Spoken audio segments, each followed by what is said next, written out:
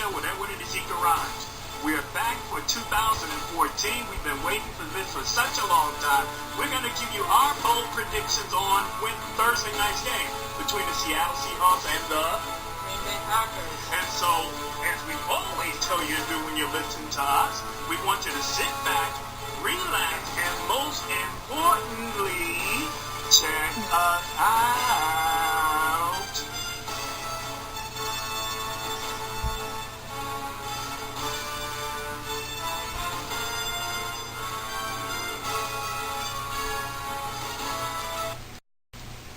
Hey, it's an Eddie and Easy Show special.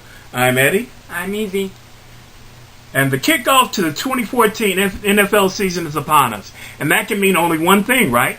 It's time for Eddie and Easy to give you their picks and predictions for the Thursday night matchup between the Green Bay Packers and the Seattle Seahawks. Seattle's coming off a close to dominant 2013 season that culminated in a resounding NFL championship. Green Bay, in spite of a rash of injuries, still managed to win another NFC North division title in the last game of the 2013 season against my beloved Bears. Nevertheless, they lost their first playoff game to the 49ers. All right, moving right along.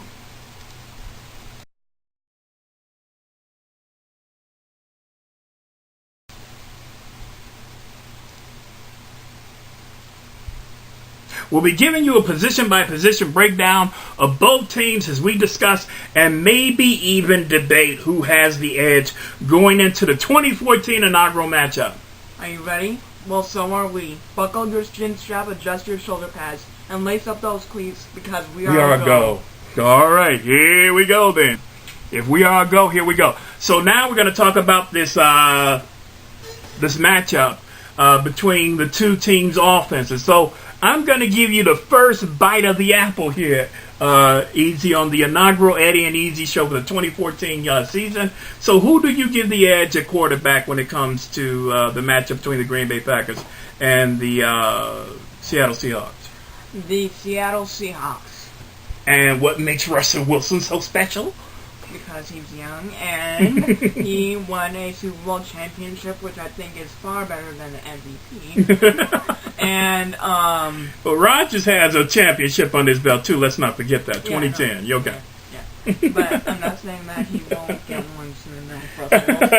But I think that he's much better in the pocket and scrambling and I think that he has a much better arm.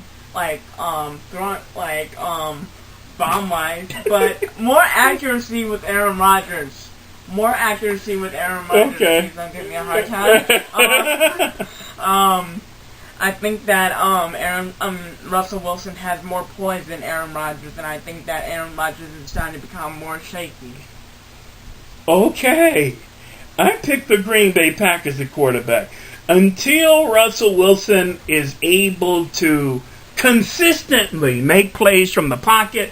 Let's not sleep on Aaron Rodgers' mobility, too. He's a pretty elusive quarterback. You talked about his accuracy already. And I don't see, him missing Randall Cobb on too many long routes or Jared Boykin or Jordy Nelson on too many long routes. So I give the edge until I see otherwise to Aaron Rodgers. I think Aaron Rodgers, in my opinion, and as much as it pains me to say this, I hate saying this for Green Bay Packers, I still think that Aaron Rodgers is the best quarterback in the league right now. He's better than Breeze. He's better than Peyton. He's better than Brady. So I give him the edge. I think until A-Rod, the real A-Rod, is dethroned, I still think he holds the crown as the best quarterback in the NFL. Now, I'm not taking anything away from Russell Wilson.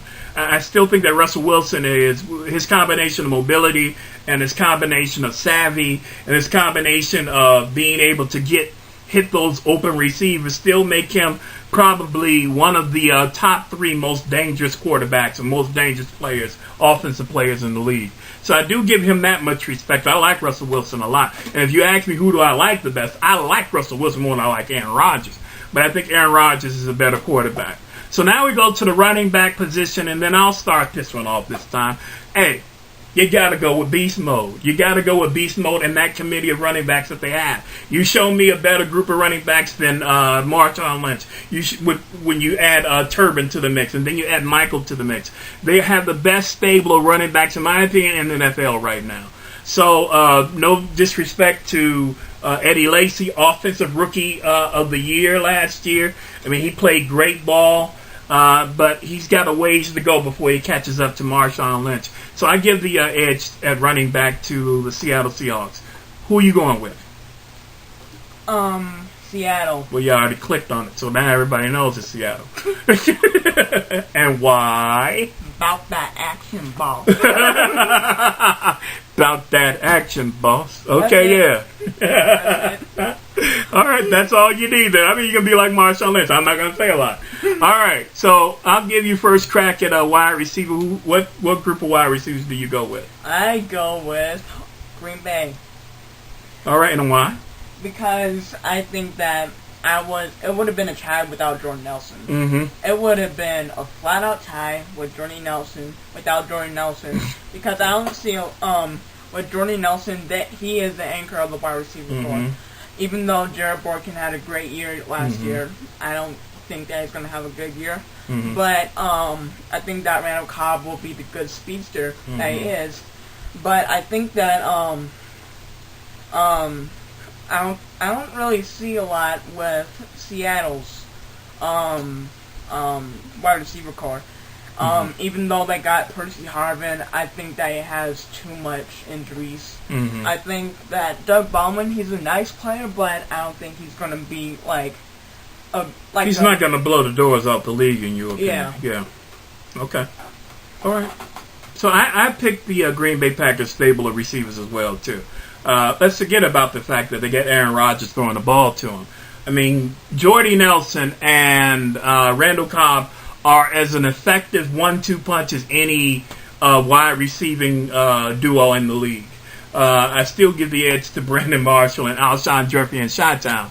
But I think that, especially when you add Jared Boykin to the mix, they have a very potent wide receiver core. Seattle has lost probably their best pure receiver in Golden Tate when he went to Detroit for the money and to play beside Megatron. Percy Harvin is a playmaker. No matter where you put him at on the field, he's going to be dangerous. Doug Baldwin, to me, is a bit pedestrian. Jermaine Kearse, he's all right. He's okay. He can get open. It's just, to me, that it's not a, as we said about Doug Baldwin, this is not a blow the doors off the league receiving core. So for that reason alone, I give the edge to Green Bay. We go to tight end now, and I'll take the first swing at this. I'm going to go with Seattle. When I look at the Packers' tight ends, I don't see much to write home about. They've lost Jermichael Finley, who probably stretched the field as good as any tight end did. But we're down to Richard Rodgers, Brandon Bostic, and Andrew Quarles. That's what we're down to now. So, Quarles, that's what we're down to. So it's Zach Miller by himself, to me, instills more confidence than those three guys put together. So I would give the edge at tight end to the Seattle Seahawks. Who are you going with? Seattle. And why? I really do not see a lot of the potential in Green Bay. I really do not see a lot to surprise me. The only tight end that I actually know is Andrew Quarles. I mean, even though that Richard Rodgers, I think, even though Andrew Quarles, I think they're their best bet, but he's only third in the depth chart. Right. And I just don't think that is going to work. Right. Okay. All right. So now we go to O-line, and we'll give you first swing at that. Now, before we go to O-line, I want to tell everybody out there, I asked my co-host to send me his picks for each position. He gave me a certain team for offensive line that is the exact opposite of what's going to appear when I click on it. So when you see Green Bay come up instead of Seattle, don't blame it on me. Blame it on Egypt. So I'm going to click on it now. Offensive line. Why do you even want to blame me? There's no way to blame. Offensive. Oh, yeah, there is the blame. No, we don't like blaming. We do not like blaming. Well, brother, you done took the blame. What? All right, tell me why. Why I'm not picking Green Bay. Okay, go ahead. Tell me why you're not picking Green Bay. Let's go. A rookie center. An alright left tackle.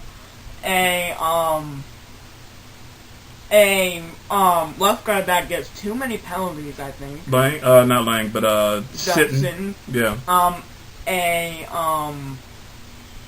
I just do not think that they have an anchor right there. Yeah, Ryan Beluga is kind of troubled when it comes to injury. So, yeah. And TJ Lang, he's the only one that's like actually centered, but he's not really that. I mean, he's a good player, but he's not like a surprising player. Yeah. So you gave me the reason why Green Bay. It's not the offensive line to choose. Well, I went with Seattle, and for the obvious reasons. You got Russell Okung, who's been steady since he came into the league a few years ago. You also have Carpenter at guard. He's Max Unger, who anchors that line very well. Sweezy, and you have Justin Britt at right tackle. I looked at Russell Wilson in the preseason. He didn't look like he was rushed or hurried. He looked very comfortable back there. Looked like he had plenty of time to throw. I watched their running attack just churn out yards no matter who was in there. You could plug in Lynch in there, boom, they take off. You can put in Turbin in there, boom, they take off. You put in Michael in there, boom, and they take off again. So I looked at the Seattle Seahawks this preseason, and they look pretty solid at O-line. So they definitely get the thumbs up over the Green Bay Packers offensive line. If anyone watched Green Bay in the preseason, my goodness, like Aaron Rodgers was constantly running for his life back there. So definitely Seahawks get the advantage. So now we're going to go to defense now and give our picks to that as well. All right, Easy, I'll give you first shot at defensive line here. Who do you pick? Seattle. Okay, we're going to just pick. We both pick Seattle, but you go first. Okay. I think that even with Red Bryant gone, when that's what made them so special. And don't forget year. Clemens though too. Clemens pretty good too. Clemens, especially Clemens and Bryant together. Yeah. Yeah, I mean, and that's what made them so good. Even if two people went down, they still had guys to go. Mm-hmm. Even if they had 3 people down, they still had guys to go. Mm-hmm. And I think that now that even though they lost Clemens and Bryant, I think that they have a good enough second string lineup. Mm-hmm. They have great starters. Michael Bennett, which, I mean, I think is absolutely a great edge rusher. Mm-hmm. Cliff Averill, I think he's even better. Mm-hmm. Brandon Meebane and Tony McDaniel, they can plug up. Yeah, they can anchor the inside. I mean, those are so good. I mean, when you have a combination of speed on the edge and power and size in the middle, it makes for a great line. Yeah, I think that Pete Carroll, I would say in recent years, there are 2 things that makes Pete Carroll great when it comes to defense. Number one, he's able to find these late round gems. Richard Sherman came in the later rounds.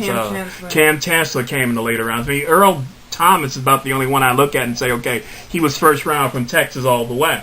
But you look at these guys, and he's done a great job of finding these late round defensive gems, especially. And then you go to his ability. It's the second reason why he's able to do this on defense.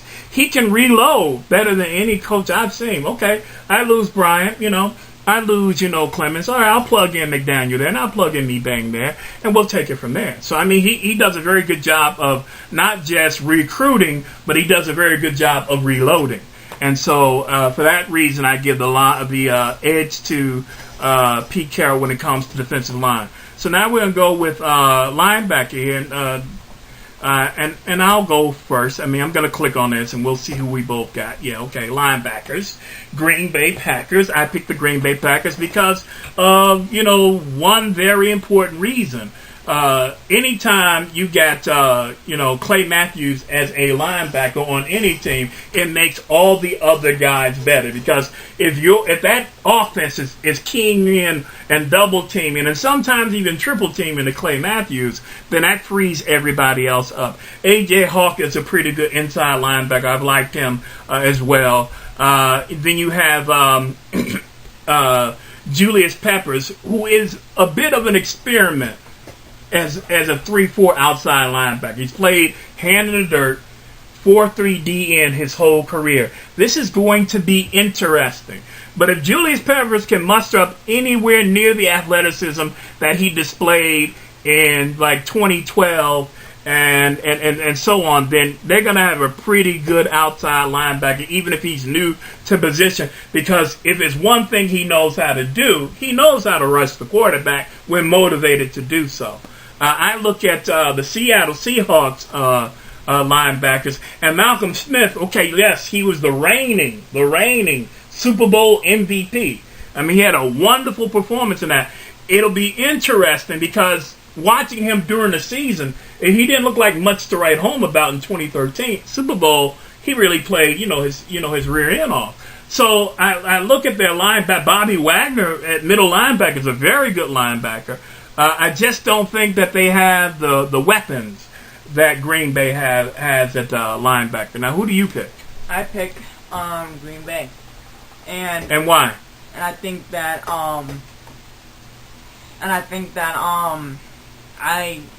even if Julius Peppers doesn't do well, you still have Clay Matthews to think about. You still got AJ Hawk to think about. Then you got Brad Jones to think about, which is a new and up-and-coming rookie. Right. And I think that even if J. Pep does do well, Clay Matthews and Julius Peppers coming off the edge, I think that will be a sight to see. Yeah, be scared to watch, especially in the NFC North division. All right, so we take nailed down linebackers. Let's go. And as if there's any question, that this is probably, to me, the one I look at and say, okay, what do you really say about this? It's a slaughter when it comes to comparison. So who do you pick when it comes to the secondary? I pick Seattle. And how do you? I mean, you know what? The thing that will hurt us in this analysis is if we try to come up with really smart things to say. We end up looking dumber. Yeah, hands down, no doubt about it. Seattle has the best defensive backfield, not only in this game but in the league. Okay, in the league, they have the best defensive backfield, the best defensive secondary in the league. Enough said. We will not try to get clever about this. It is what it is, all right? So we're going to move on to special teams and coaching. All right, who do you pick for special teams? It's a tie. Okay, you pick Seattle, and you also say Green Bay. Now, how did this come out to a tie in your mind? What I see is Mason Crosby and Steven Hauschka. I think they're evenly matched. And the punters, I would give the edge to Seattle. But with the returners, I mean, it is so evenly matched. I really do not know how Earl Thomas is going to do as the punt returner. But I think that Percy Harvin will be doing well. But and Randall Cobb, we already know what he can do. And DeJuan Harris, I don't even know what he's capable of. The long snappers, I don't even know them. So let's just boil it down to kicking and returning and, coverage. I'm sorry, I have to give the edge to the Seattle Seahawks. When you say that Mason Crosby and Hauschka evenly matched, that's laughable. How many times did they come close to getting rid of Mason Crosby because he kept missing field goals? So I know, there's no way you can say Hauschka and Crosby are evenly matched. No way, no how. And yes, by the way, they have a better punting game as well, too, the Seattle Seahawks. When it comes to returners, I'm with you. I would say that between Cobb and Harvin, it's hard, to pick. but I would still give a very microscopic edge to Harvin. I mean, he's just, whereas I look at Cobb and I see some shiftiness and I see some speed, Harvin can stop on a dime, change the, I mean, he's a straight up playmaker. So when I look at the special teams, to me, I would give the edge, a big edge in kicking to the Seahawks and a slight edge in the return game to the Seahawks.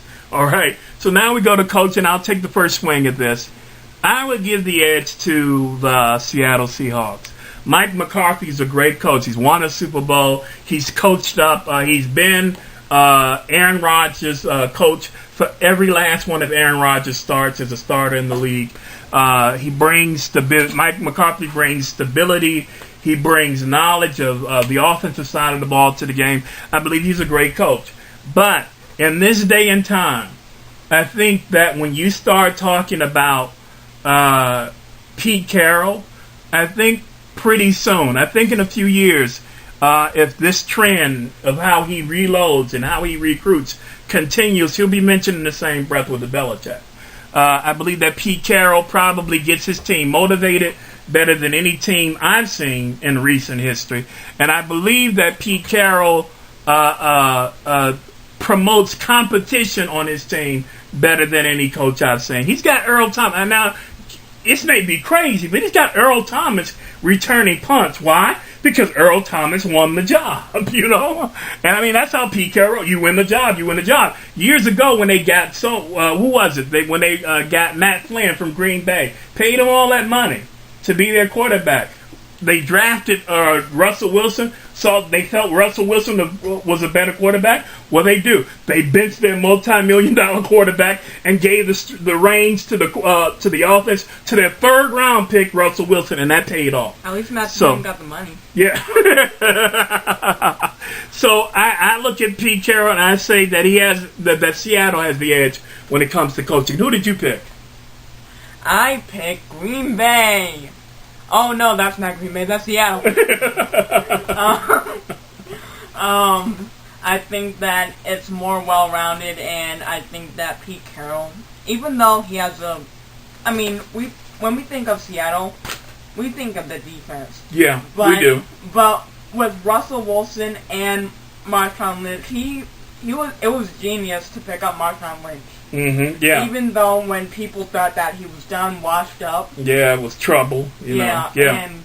And he was, it was just a great pick. Yeah, and even with these Western style wide receivers, right. He makes them fit. Right, he does. He finds the players that fits what type of ball he wants to play, and he makes it work. He really makes it work. So now we're going to come to the segment. One of my favorites of the Eddie and Easy show is called Let Me Talk to You. So we're going to go with Easy first. Who do you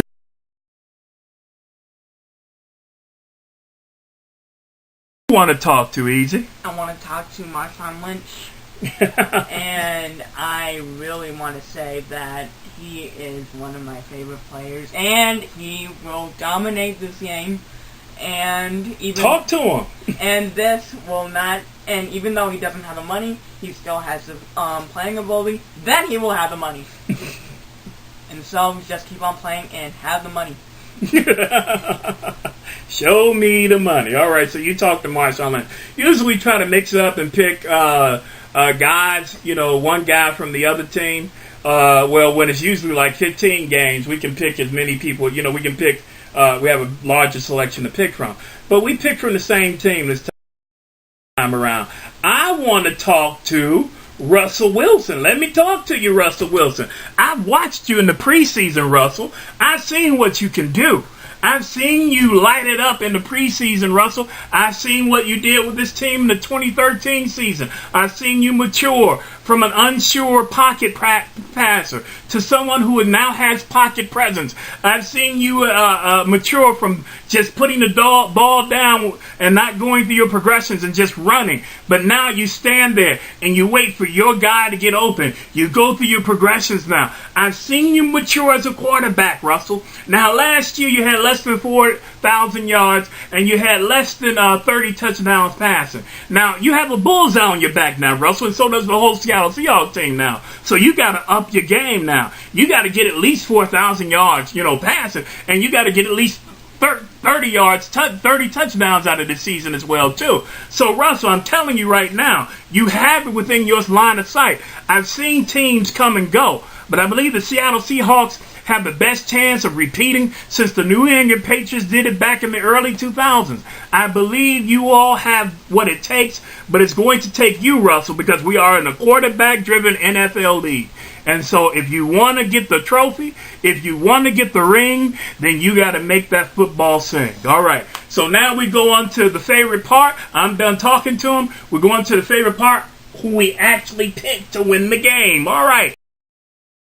So we come to that, and Easy picks who? Seattle. Boom. So you pick the Seattle Seahawks, and I pick, boom, surprise, surprise, Seattle Seahawks. Look. The Packers are a good team, but you walk into Seattle, their first game after winning the Super Bowl, the 12th man, they had, look, I haven't seen, go ahead. I just have one thing to say. I really hope that they went to the doctors and got one of those old man hearing aids, and I really hope that can turn it on mute, and I really hope that. I really want them to do that. I don't want them to go deaf. Because when you look at the 12th man, I haven't seen a home field advantage like this in the NFL ever. In my whole life of watching NFL football, this is closer to a college atmosphere when you go to Seattle than it is a pro football atmosphere. This home crowd really believes that they are part of the team. They take that 12th man thing seriously. So let's look at, you can put aside all of the matchups that we talked about, quarterback, running back, defensive line, secondary, all that, special teams and coaching. If you just let Seattle's fans have their way, then Seattle's going to win the game 9 times out of 10. And this is one of those 9 times out of 10. Seattle will win this game, all right? Put it in the bank. Seattle wins this game. All right, that does it for the Eddie and Easy show. It was fun. Yeah, it was real fun. And so I'm Eddie. I'm Easy. And we say goodbye.